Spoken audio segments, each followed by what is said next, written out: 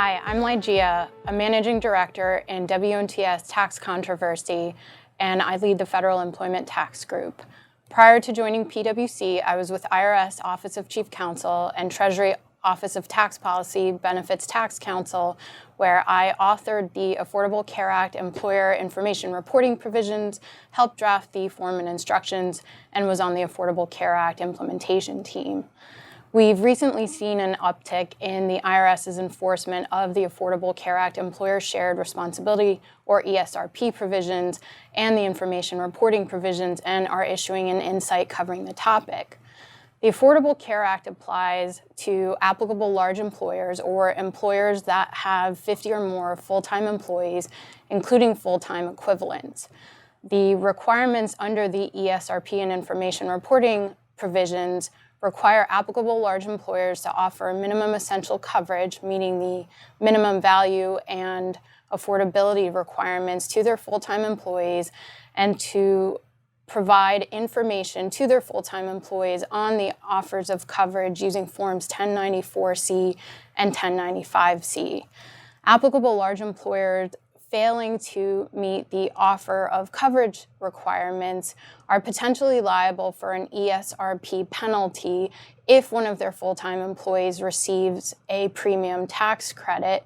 Similarly, applicable large employers that fail to satisfy the information reporting requirements are potentially liable for information return penalties. The IRS will contact employers to let them know whether they are proposing either an ESRP penalty or an information reporting penalty, and applicable large employers or ALEs will have the opportunity to respond and provide any additional information before the IRS makes any assessment or issues a notice and demand for payment.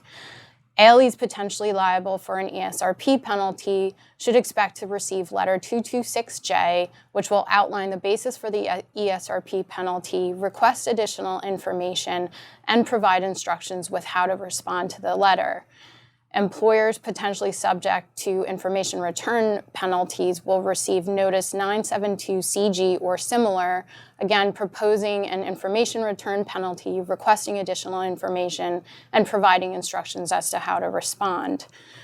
The IRS began issuing ACA penalties in the fall of 2017 and began with calendar years 2015 and 2016. The IRS has since used data gathered from those early cases to better refine their methodologies in the hopes of better selecting cases with the highest compliance impact. The IRS has continued its enforcement, and again, we've seen an uptick in its enforcement of these penalties, and has already begun issuing penalties for calendar year 2017. ALEs should be prepared with information to potentially respond to any of these notices, to dispute any penalties, reduce penalties, or fully abate them. And they should ensure they timely respond to these notices so that the IRS doesn't go ahead and assess any penalties without having received any relevant additional information.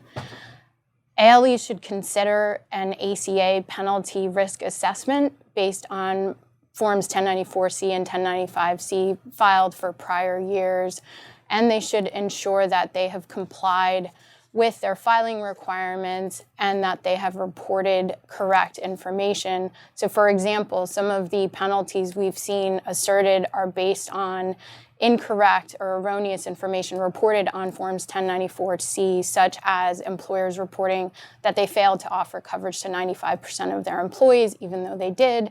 And we've seen information reporting penalties proposed because employers inadvertently filed the Forms 1094C and 1095C, but under the incorrect EIN. ALEs may want to consider an ACA penalty risk assessment to ensure that they are in compliance with both the employer shared responsibility provision and information reporting requirements.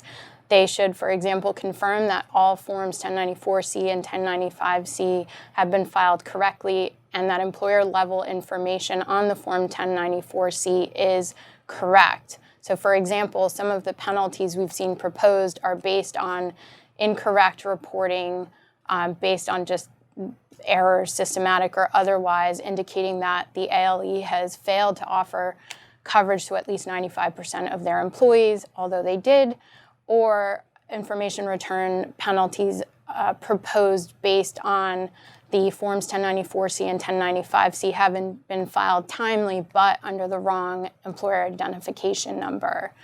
Employers should also consider a review of their ESRP and information reporting procedures to ensure compliance with their requirements. Thank you so much for listening. We hope you find the information and the insight helpful, and please feel free to call me with any questions you may have. Thanks.